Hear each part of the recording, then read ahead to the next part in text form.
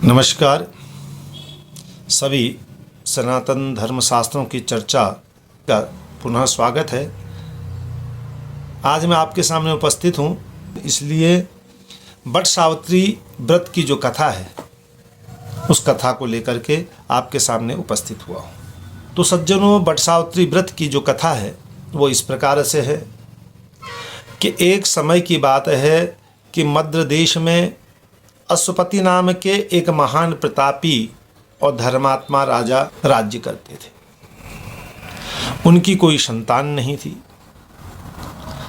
संत महात्माओं ब्राह्मणों के वचनों के अनुसार राजा ने संतान प्राप्ति के लिए यज्ञ किया और उसी यज्ञ के प्रभाव से कुछ समय के पश्चात उनके घर में एक कन्या की प्राप्ति हुई, जिसका जात कर्म नामकरण संस्कार इत्यादि किया गया तो नाम सावित्री रखा गया। समय बीतता गया, कन्या अपने पिता के घर में बड़ी होने लगी।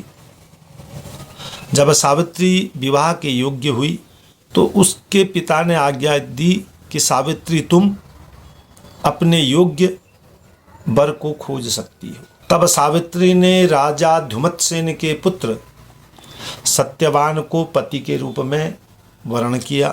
और इधर जब यह बात नारद जी को पता लगी तो राजा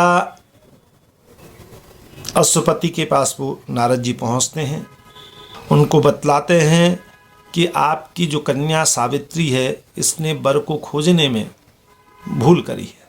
कहते हैं कि सत्यवान गुणवान तो है, धर्मात्मा भी है, वह हर प्रकार से सावित्री के योग्य है, लेकिन सत्यवान अल्पायु है, एक अवगुण है और उसकी उम्र केवल 1 वर्ष ही बची हुई है और 1 वर्ष के उपरांत उसकी मृत्यु हो जाएगी। तो नारद जी की बातों को सुनकर राजा अश्वपति उदास हो गए। उन्होंने अपनी पुत्री सावित्री को समझाया कि पुत्री, ऐसे अल्पायु व्यक्ति से विवाह नहीं करना चाहिए। तो अल्पायु व्यक्ति से गृहस्थ को पति रूप में, भर्ता के रूप में स्वीकार नहीं करना चाहिए। तो बुद्धिमान लोग ऐसा कहते हैं, तुम अन्य किसी वर की तलाश कर लो, उसको भूल जाओ। तब सावित्री अपने पिता से हाथ जोड़ के कहते, पिताजी, जो इस सनातन धर्म की आर्य कन्याएं होती हैं अपने पति का वरण एक बार ही करती हैं। अब वो अल्पायु हो या दीर्घायु हो, इससे मुझे कोई लेना देना नहीं है। मैंने जिनका वर्ण किया है मैं विवाह करूंगी तो उनसे ही करूंगी। वर के रूप में सत्यवान जी का ही वर्ण मैंने किया है और विवाह करूंगी तो उन्हीं से करूंगी, अन्यथा मैं विवाह नहीं करूंगी। सावित्री के इस दृढ़ निश्चय को देखकर राजा अश्वपति ने अपनी पुत्री सावित्री का विवाह सत्यवान से कर दिया। राजा धुमत्सेन का राज्य हरण हो गया था, वो राज्य से निष्कासित हो गए थे, च्युत हो गए थे। तो जंगल में एक कुटिया में रहते थे और धुमत्सेन की आंखों की ज्योति भी चले गई थी, राज्य भी चले गया था। तो सावित्री वन में रह करके अपने सास ससुर और पति की सेवा करने लगी। बात पता थी कि 1 वर्ष में मृत्यु मेरे पति की होनी है, तो वो एक एक दिन को गिन रही थी।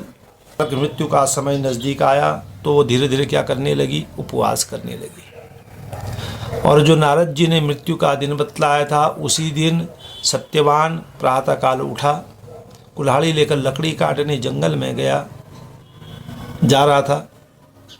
तो सावित्री भी अपने पति से कहती कि आज मैं भी आपके साथ चलूँगी। तो सत्यवान कहता है, अगर तुम मेरे साथ वन में चलोगी तो माता पिता की देखभाल कौन करेगा? अगर वो आज्ञा देते हैं तो आप चल सकती हैं। तो अपनी सास ससुर से उन्होंने आज्ञा ली है और सावित्री देवी भी आज सत्यवान के साथ जंगल को गई। और जंगल में पहुंचकर जब सत्यवान वृक्ष में को देखा कि इस वृक्ष से मुझे लकड़ियाँ निकालनी हैं, तो उस वृक्ष में चढ़ा। तो ऊपर आधा ही चढ़ा था कि उसके सर में तेज दर्द होने लगा। जिसको सहन करने में समर्थ न था, और पेड़ से नीचे उतरा और कहने लगा कि मेरे सर में दर्द हो रहा है, मैं कुछ देर आराम करता हूँ, दर्द ठीक हो जाएगा, फिर लकड़ियाँ काट लूँगा। तो सावित्री उसी वृक्ष के नीचे बैठी थी, गोद में अपने पति का सर रखा और लेट गया।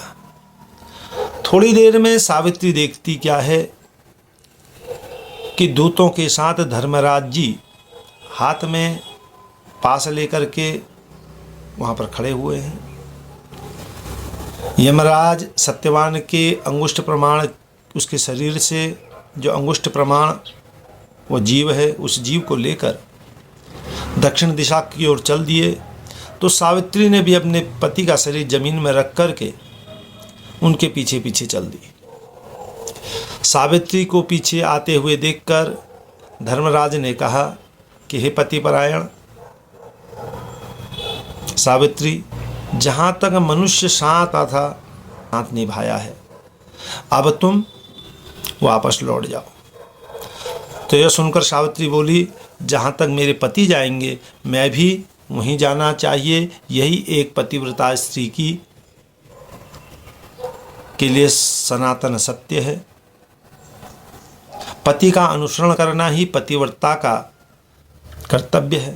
धर्मराज ने जब सावित्री की धर्म इस वाणी को तो वर मांगने के लिए कहा, तो सावित्री ने कहा, वर देना ही चाहते हैं तो मेरे सास ससुर अंधे हैं, उन्हें नेत्र ज्योति प्रदान करें। धर्मराज ने तथास्तु कहा और फिर लौट जाने के लिए कहा। तो सावित्री फिर भी यमराज के पीछे पीछे चलती रही। यमराज ने उनसे पुनः वर मांगने के लिए कहा, तो सावित्री ने वर मांगा कि मेरे ससुर का खोया हुआ राज्य उन्हें वापस मिल जाए, लेकर लौटा दिया। फिर भी सावित्री अडिग रही, उनके पीछे चलती रही। सावित्री की पति भक्ति और निष्ठा को देखकर धर्मराज अत्यंत द्रवीभूत हुए। उन्होंने कहा कि एक बार और मांग लीजिए। तो सावित्री ने यह वर मांगा कि मैं सत्यवान के 100 पुत्रों की माँ बनना चाहती हूँ, कृपा कर आप मुझे यह वरदान दीजिए। सावित्री पति भक्ति से प्रसन्न हो अंतिम वरदान को देते हुए यमराज ने सत्यवान को दे दिया, पास से मुक्त किया, वे अदृश्य हो गए। सावित्री अब उस वृक्ष के पास आई।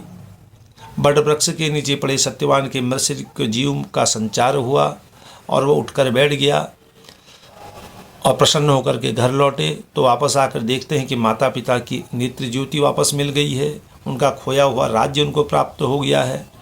इसी प्रकार सती सावित्री की जो ये पतिव्रता भक्ति थी, इस अनुपम व्रत को करने के कारण पूरे संसार में सावित्री देवी की कीर्ति चारों ओर फैल गई। और इसी प्रकार से सावित्री के व्रत को करने का प्रभाव संसार को पता लगा। इसीलिए महिलाएं आज के दिन अखंड सौभाग्य व कल्याण की प्राप्ति हेतु उस सावित्री देवी के साथ साथ ब्रह्म और धर्मराज का पूजन करती हैं। बट वृक्ष को